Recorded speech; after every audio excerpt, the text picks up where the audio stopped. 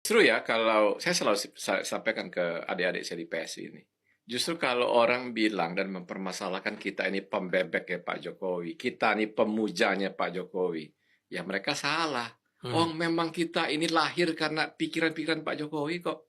Hmm. Kita ini berkumpul bersama-sama dan mendirikan PSI ini karena tiba-tiba di Indonesia ini ada figur politik namanya Joko Widodo. Hmm. Mereka-mereka ini, Bang Ade, sebelumnya apolitis. Mereka-mereka ini tiba-tiba tertarik politik karena melihat figur Joko Widodo. Kok ada ya tokoh politik begitu hebat? Kok ada ya tokoh politik yang kita percaya nggak mungkin korupsi? Nah, karena Ya, itulah mereka kemudian bertekad membangun partai namanya PSI. Jadi mereka itu memang betul-betul pemujanya Pak Jokowi. Mereka itu betul-betul oke.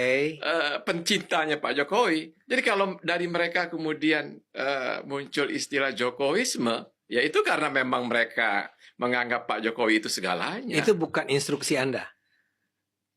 Mereka datang pertama kali ke saya karena itu kok. Oke. Gak mungkin kan mereka datang ke saya, Pak Jeffrey, kita bikin PSI karena kita mengagumi Pak Jeffrey. Mereka, come on, mereka kagum ke saya soal apa?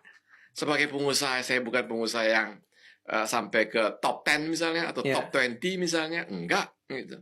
Sebagai politisi, saya cuma orang biasa-biasa di Partai Golkar. Ya. Gitu. Sebelumnya. Ya, di Partai Golkar cuma pengurus biasa. Terakhir sebagai wakil direktur eksekutif lembaga pemenangan pemilu Golkar. Tapi Kemudian Anda anggota DPR anggota Golkar. DPR, ya. Gitu.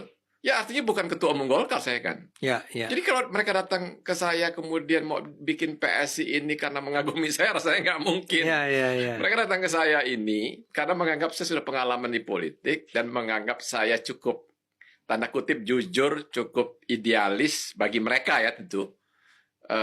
Dan mereka percaya saya akan bisa menjaga sama-sama idealisme itu gitu. Nah, tetapi kenapa mereka berpolitik? Karena Pak Joko Widodo. Karena tiba-tiba mereka kagum ada orang dari Solo jadi gubernur, mengalahkan incumbent Fauzi Bowo, kemudian jadi presiden.